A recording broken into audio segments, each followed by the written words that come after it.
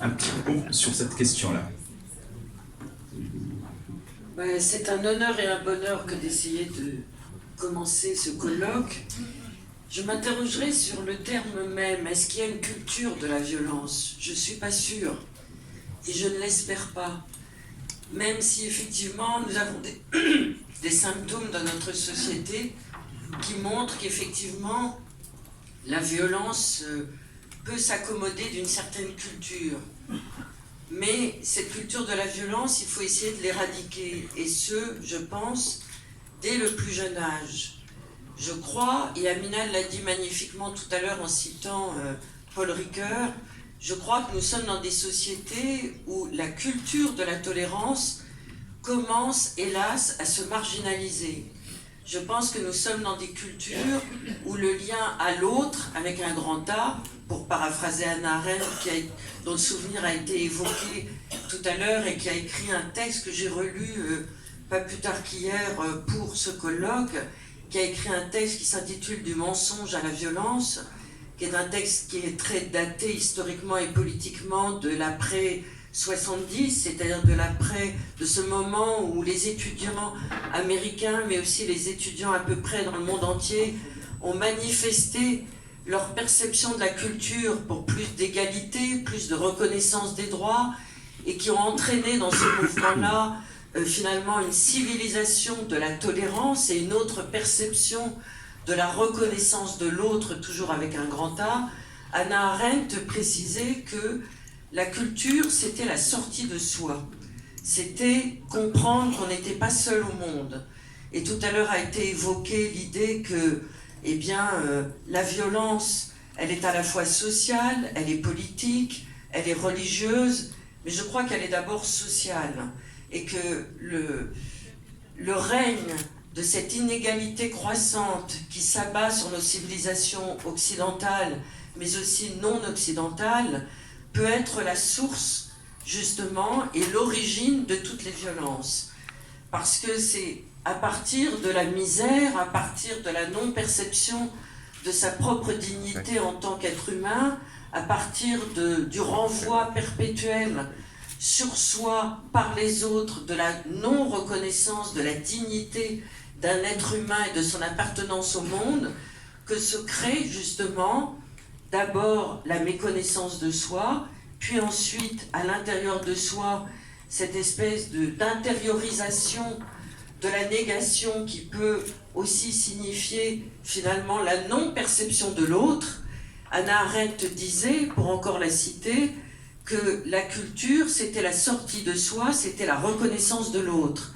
Et Hannah Arendt, qui a écrit 3 tomes qui s'intitulent « Les origines du totalitarisme » et qui a été une grande penseuse justement de la violence et des racines de la violence, nous a expliqué de manière magistrale que finalement, ça commençait par la méconnaissance de soi et ensuite, petit à petit, les dictatures, les régimes fascistes commençaient toujours par l'éradication à l'intérieur de soi de la perception de chacun et de chacune de nos propres libertés.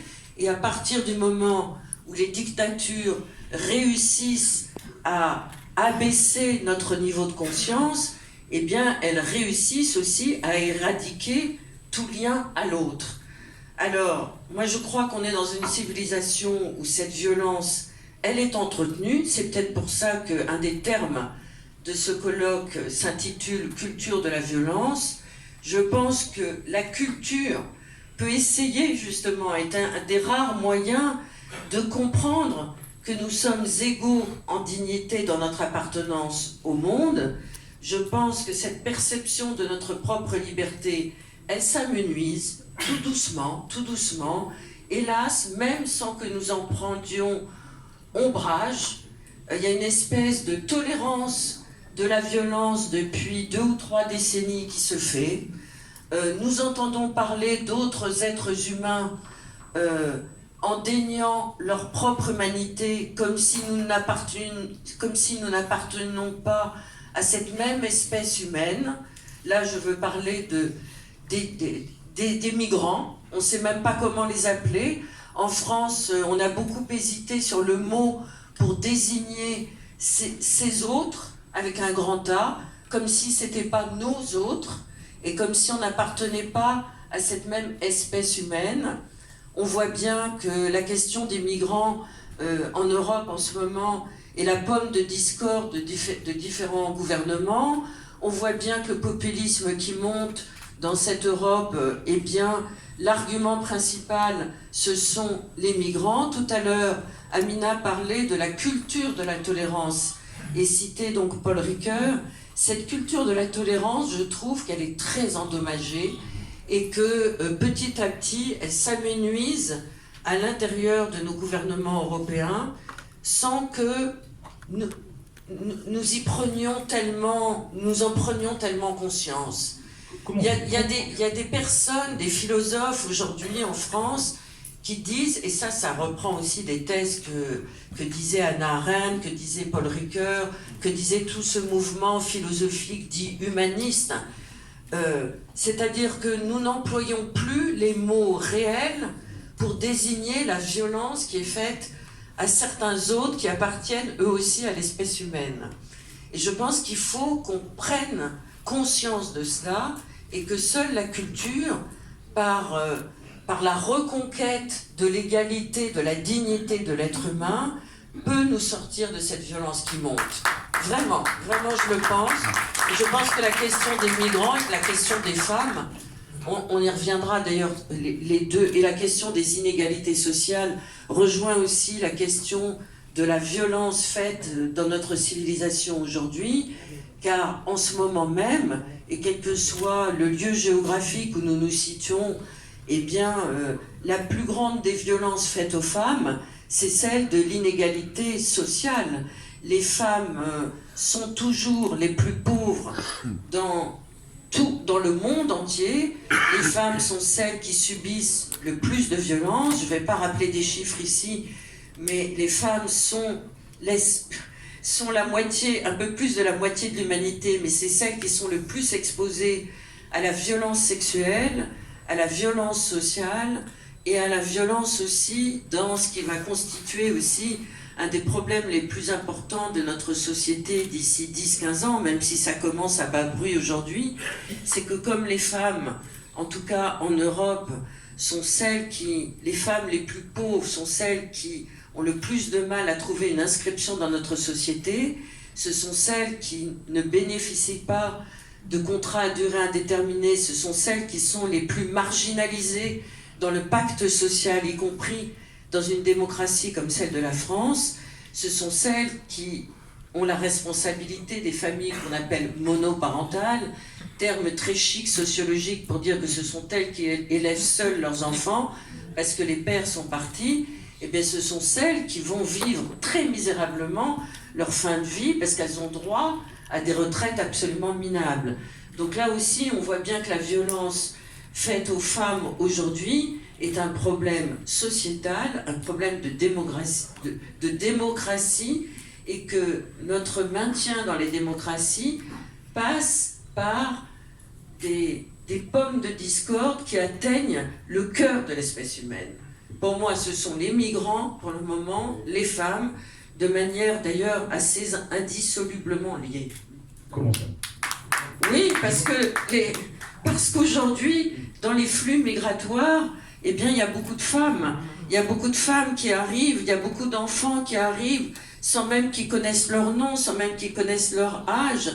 Et s'ils ne sont pas pris en main, justement, pour pouvoir être accueillis, cette notion d'hospitalité, Amina parlait de Paul Ricoeur, moi je parlerai de Jacques Derrida, ce philosophe qui, avant même que le problème des migrants ne soit un souci, excusez du mot, et quasiment une obsession de la part de tous nos gouvernants, Jacques Derrida parlait de la notion d'hospitalité, c'est-à-dire qu'en tout être humain, il doit y avoir cette possibilité de reliance à l'autre avec un grand A qui conditionne naturellement, par nature.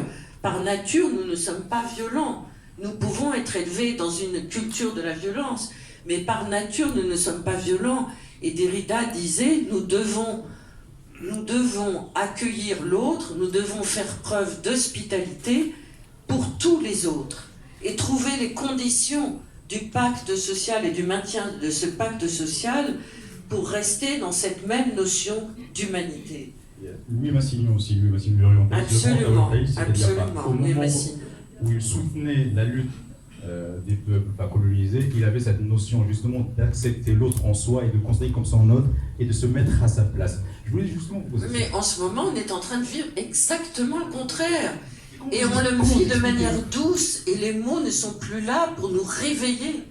Comment vous expliquez ce rétrécissement justement des espaces de tolérance, d'acceptation de l'autre, cette montée d'extrême droite, des populismes dans plusieurs pays européens, pas aussi en Amérique? Comment vous expliquez ça?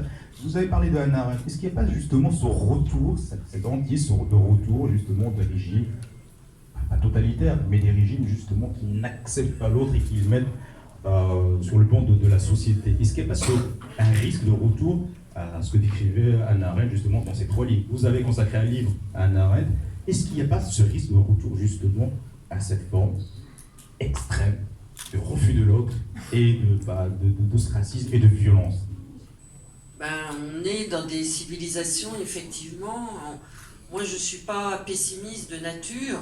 Je pense que, hélas, il n'y a pas de progrès dans l'humanité, il n'y a pas de progrès dans l'histoire des civilisations, mais je ne suis pas comme certains philosophes, notamment américains, qui prédisent la fin de l'histoire et la chute des démocraties.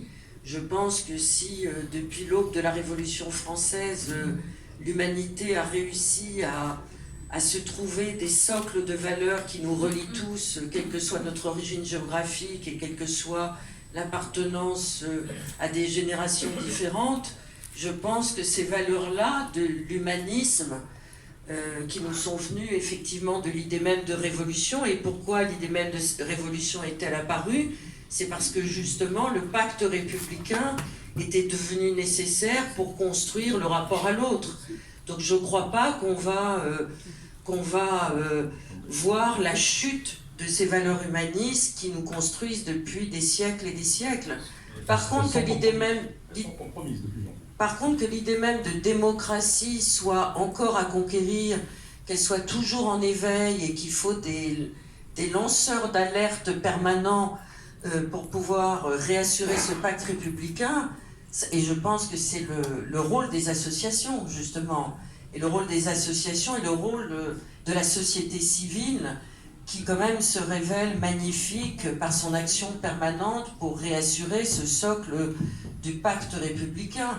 Mais par contre, qu'on vive dans des sociétés néolibérales qui, progressivement, ont intégré, peut-être à leur corps défendant, mais maintenant ça fait partie de notre corps psychique, quasi biologique, le néolibéralisme est le seul mode d'appartenance au monde et que le profit soit notre seul horizon et que nous soyons dans une ère où le progrès, contrairement à nos prédécesseurs, par exemple quand on pense à Paul Valéry qui pensait que, encore, mais quand il parlait avant les débuts de la Seconde Guerre mondiale, quand il parlait d'une civilisation du progrès qui allait perdurer, etc., nous ne sommes plus, même si progrès il y a, et même s'il faut préciser qu'il y a des progrès dans des domaines notamment médicaux, scientifiques, de compréhension de notre monde, etc., mais nous ne sommes plus dans une croyance de la civilisation du progrès, mais nous sommes dans un règne de tentatives, de corruption de nos propres espérances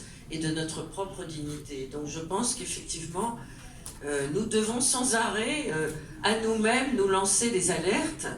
Et le dérèglement du monde politique aujourd'hui, effectivement, par exemple, quand on voit qu'il y a des pays européens sous prétexte justement de tolérance zéro, puisque ce mot de tolérance a été prononcé tout à l'heure, eh bien, il y a des politiques qui ont édicté, je ne vais même pas citer le nom des hommes politiques tellement ça me dégoûte, mais en France, il y a des gens qui, il y a une quinzaine d'années, ont édicté en règle politique pour définir leur politique tolérance zéro. Tolérance zéro, c'était beau comme slogan politique. Eh bien, il y a des pays européens qui pratiquent la politique avec les migrants en disant tolérance zéro. Et voilà, on va pas continuer, mais il y a aussi un président aux États-Unis qui a comme obsession de construire un mur pour pouvoir pratiquer cette tolérance zéro.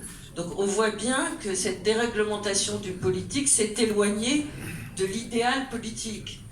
Donc restons optimistes, mais effectivement, cette culture de la tolérance me paraît être une appartenance au monde nécessaire, vitale, pour les générations à venir, et y compris pour la nôtre. Il y a une question à laquelle aussi vous vous intéressez, c'est la question des droits de la femme et la question de la violence des droits de la femme. Ce sont deux questions qui sont intimement liées. Par exemple, il n'y a pas très longtemps, il y a une étude au Maroc qui a été faite qui prouve qu'une femme sur deux au Maroc subit une forme de violence. Est-ce qu'il y a une forme de violence acoustique peut-être?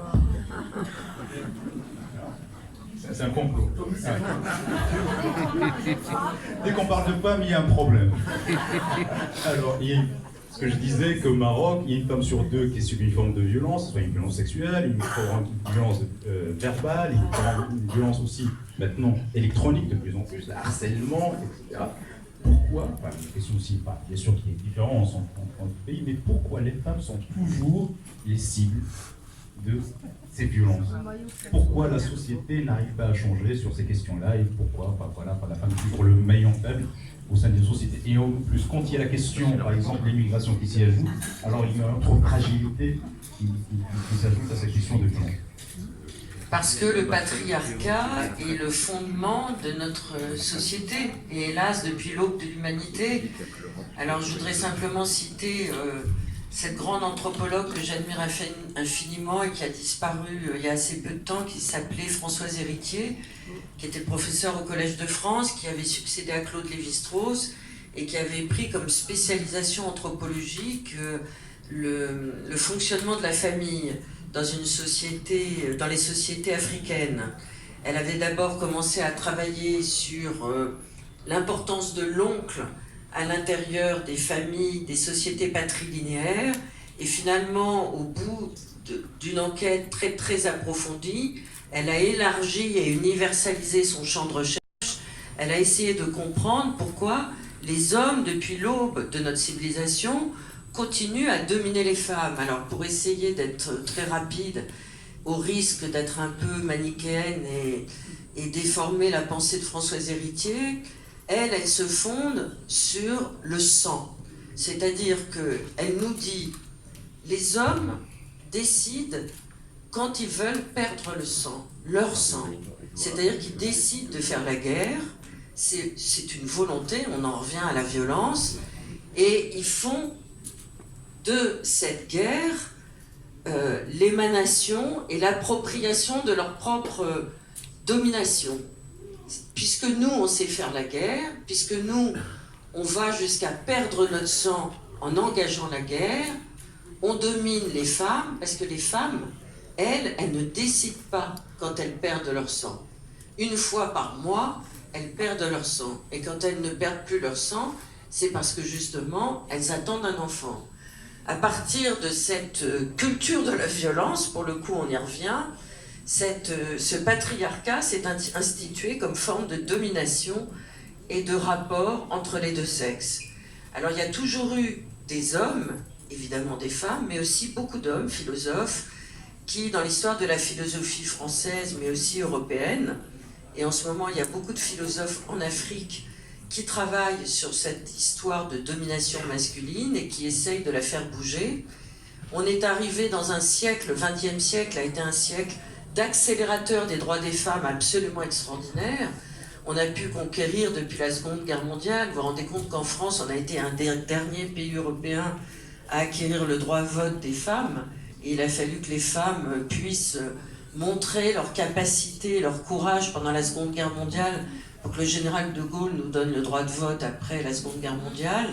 Mais après, il y a eu toute cette succession des droits des femmes. Mais aujourd'hui, les droits des femmes, vous parliez des violences au Maroc, mais je vous donnerai qu'un seul chiffre, qui a été, hélas confirmé il y a 4 ou 5 jours par une enquête qui est parue. En France, une femme meurt sous les coups de son compagnon tous les 3 jours, en France. dans tous les milieux sociaux, y compris dans les milieux les plus riches de la bourgeoisie la plus éclairée. Donc on voit bien que cette violence exercée vis-à-vis des femmes, elle traverse tout. Elle traverse, et là c'est encore, on rejoint Hannah Arendt, la sortie de soi. Qu'est-ce qui fait que la femme continue à être un objet sexuel, continue à ne pas être un sujet avec un grand S? Merci. Et c'est vrai qu'on est dans un moment où à la fois il y a beaucoup de reconnaissance, y compris de la part des hommes, pour pouvoir faire reconnaître l'égalité des femmes vis-à-vis des hommes, et il y a beaucoup de signes positifs, et en même temps, on est dans un moment où, on le voit avec Trump. Trump, pendant toute sa campagne, il a fait aussi campagne délibérément sur le déni, la violence faite aux femmes, l'insulte faite aux femmes, le déni d'appartenance à l'humanité des femmes. Et tout ça va aussi dans cette culture de la violence. Merci, Laura Adler. Merci beaucoup.